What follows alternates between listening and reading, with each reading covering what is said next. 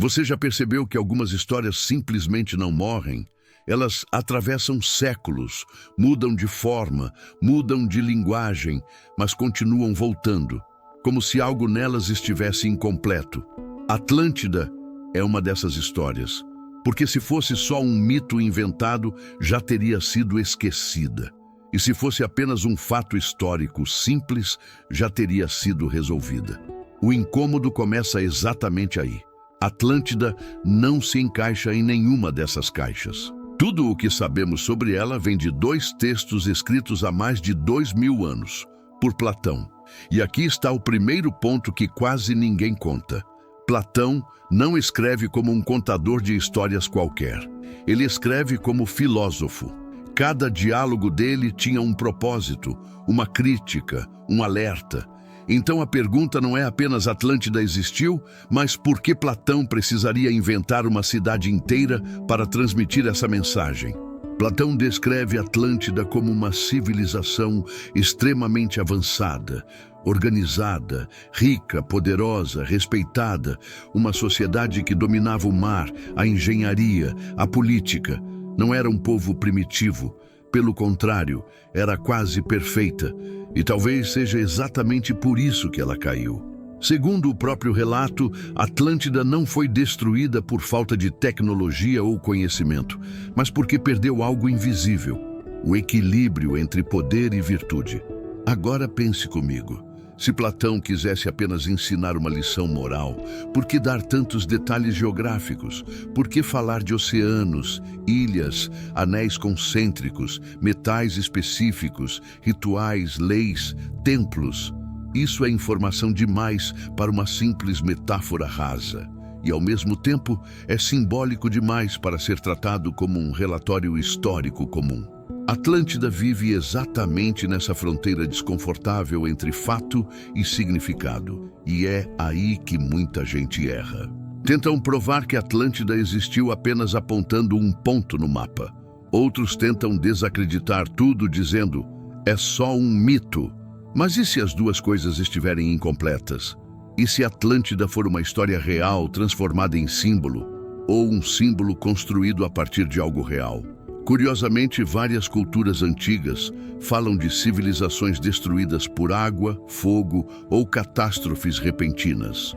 Não apenas a Grécia, povos da América, da Ásia, do Oriente Médio. Todos carregam a memória de uma grande queda. A ciência moderna chama isso de coincidência cultural.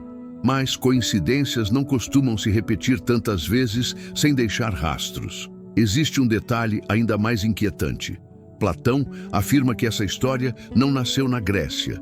Ela teria vindo do Egito, passada de geração em geração por sacerdotes, muito antes de ser escrita. Ou seja, quando Platão escreve sobre Atlântida, ele já está registrando algo antigo para a própria época dele.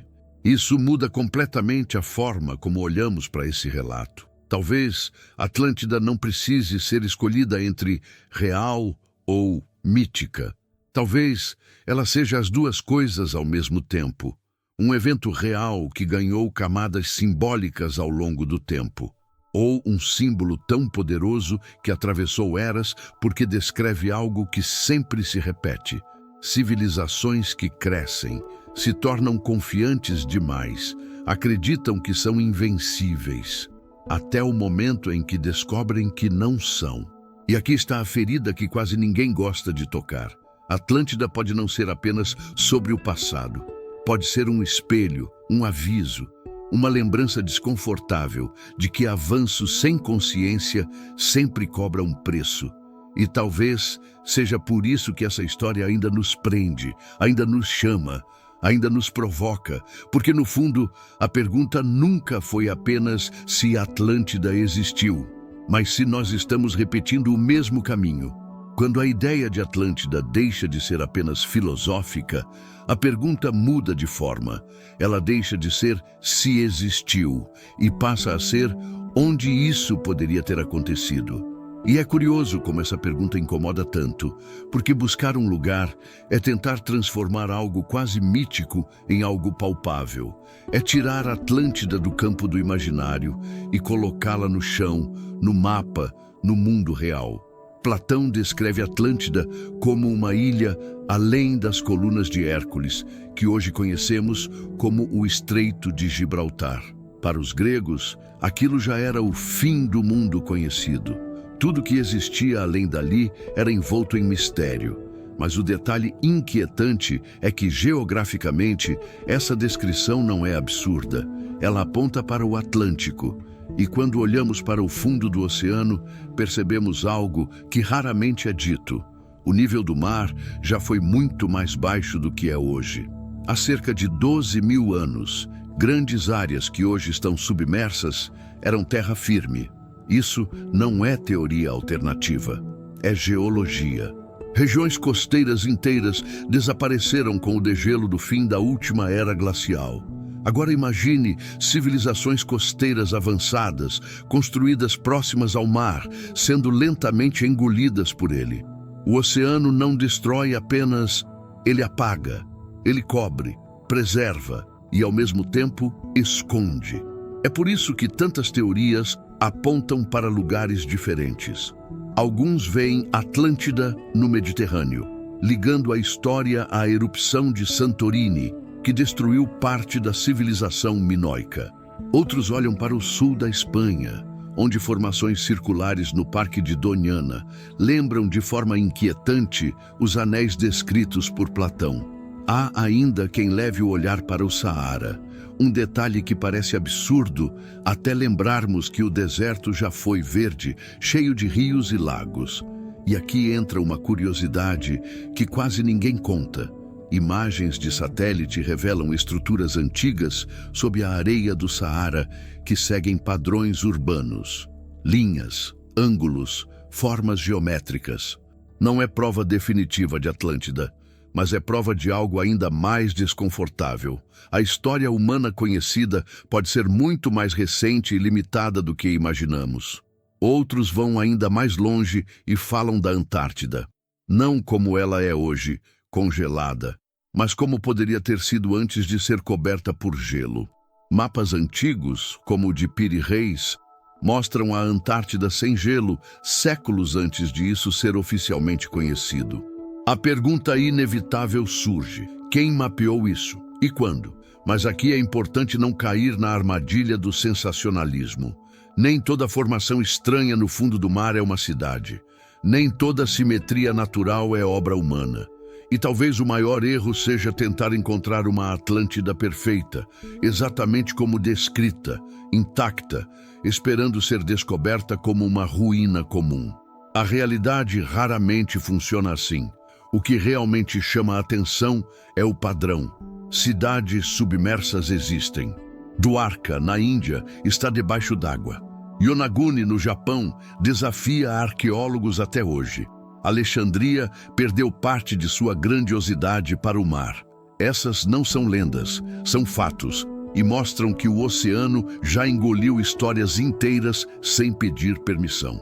Talvez Atlântida não esteja em um único lugar. Talvez ela seja a soma de vários lugares, condensada em um único relato. Um nome dado a um ciclo que se repetiu mais de uma vez. Civilizações costeiras avançadas, destruídas por mudanças climáticas abruptas, terremotos, tsunamis, elevação do nível do mar. Quando Platão escreve sobre Atlântida, ele pode estar registrando o eco de um passado coletivo, não de um ponto isolado. E isso muda tudo, porque nesse cenário, procurar Atlântida não é apenas caçar uma cidade perdida. É tentar recuperar capítulos apagados da história humana. Capítulos que não cabem facilmente nos livros escolares. Capítulos que sugerem que nós já fomos mais avançados do que gostamos de admitir. E que já perdemos tudo antes. Talvez seja por isso que a busca por Atlântida nunca termina. Porque no fundo, ela não está apenas no fundo do oceano ou sob a areia do deserto. Ela está nas lacunas da nossa própria história, nos espaços onde ainda não sabemos o suficiente para afirmar com segurança. mas também não sabemos o bastante para negar. Quando começamos a olhar para Atlântida isoladamente, ela parece um enigma impossível, mas algo muda quando ampliamos o campo de visão. Porque Atlântida não é a única história de uma grande civilização que desapareceu. Na verdade, ela faz parte de um padrão que se repete em diferentes lugares do mundo, em culturas que nunca tiveram contato entre si, pelo menos não oficialmente. Na Índia, textos antigos falam de Dwarka, a cidade do deus Krishna, descrita como grandiosa, organizada, rica e, no fim, engolida pelo mar. Durante séculos, isso foi tratado como mito religioso, até que estruturas reais começaram a ser encontradas submersas na costa indiana. Muros, ruas, padrões urbanos, nada lendário demais. Apenas silencioso, debaixo d'água, esperando ser visto. No Egito, Alexandria foi considerada uma das maiores cidades do mundo antigo. Biblioteca Farol, conhecimento concentrado como nunca antes. Hoje, parte significativa dessa cidade está submersa no Mediterrâneo. Estátuas gigantescas repousam no fundo do mar, lembrando que nem mesmo o centro do saber humano é imune ao esquecimento. No Japão, Yonaguni desafia a lógica, uma estrutura submersa com degraus, plataformas e ângulos quase perfeitos. Alguns cientistas defendem que é uma formação natural. Outros afirmam que seria impossível a natureza criar algo tão geometricamente preciso. E o mais curioso, Yonaguni parece antiga demais para se encaixar na linha do tempo tradicional da civilização humana. E então surge Ratanabá, na Amazônia, uma suposta cidade perdida que teria existido no coração da floresta, ligada a relatos indígenas, imagens de satélite e padrões geométricos no solo. Aqui, o debate se intensifica, porque a Amazônia sempre foi vista como intocada, selvagem, incapaz de sustentar grandes centros urbanos. Mas evidências recentes mostram o contrário. Redes de estradas, geoglifos, agricultura avançada. Uma civilização que não destruiu a floresta, mas coexistiu com ela e desapareceu. O que todas essas histórias têm em comum não é apenas o desaparecimento, é o desconforto que elas causam. Elas desafiam a ideia confortável de que a civilização humana evolui de forma linear, sempre para frente, sempre melhor. Elas sugerem algo muito mais inquietante. Ciclos, avanço, auge, colapso, esquecimento. Talvez Atlântida seja o nome que damos a esse ciclo quando ele ainda não tem rosto definido. Um símbolo que reúne várias perdas em uma única narrativa. Quando Platão fala de uma civilização poderosa que dominava o mar, talvez ele não estivesse descrevendo apenas um lugar, mas um tipo de civilização. Um padrão que surge quando tecnologia, organização e poder crescem mais rápido do que a consciência coletiva. Há um detalhe sutil que conecta tudo isso. Quase todas essas cidades estavam próximas à água. Mares, rios, costas. A água, que sustenta a vida, também é a primeira a reivindicar aquilo que o ser humano acredita dominar. E quando ela vem, ela não deixa ruínas óbvias, ela esconde, ela silencia. E é por isso que tantas dessas histórias só reaparecem quando a tecnologia moderna começa a enxergar o que estava invisível. Satélites, sonar, drones, imagens aéreas. Não estamos descobrindo apenas cidades perdidas. Estamos redescobrindo versões esquecidas de nós mesmos. Talvez Atlântida não precise ser encontrada como um monumento intacto. Talvez ela já tenha sido encontrada várias vezes, sob nomes diferentes, em lugares diferentes, sempre carregando a mesma mensagem: que a civilização humana é mais antiga, mais complexa e mais frágil do que gostamos de admitir. E quando juntamos todas essas histórias, uma sensação estranha emerge, a de que não estamos vivendo o primeiro capítulo de algo grandioso, mas talvez o último ciclo de um livro que já foi escrito antes. Existe um detalhe curioso que quase nunca é mencionado quando falamos de cidades perdidas. Em várias partes do mundo, povos antigos construíam suas cidades de forma circular, com centros políticos e espirituais no meio, exatamente como Platão descreveu Atlântida. No Brasil, geoglifos amazônicos vistos do alto só fazem sentido quando observados do céu. No Peru, linhas gigantes desenhadas no solo só revelam seu significado quando alguém se afasta o suficiente. Parece que muitas dessas civilizações pensavam em escalas que nós só conseguimos compreender hoje.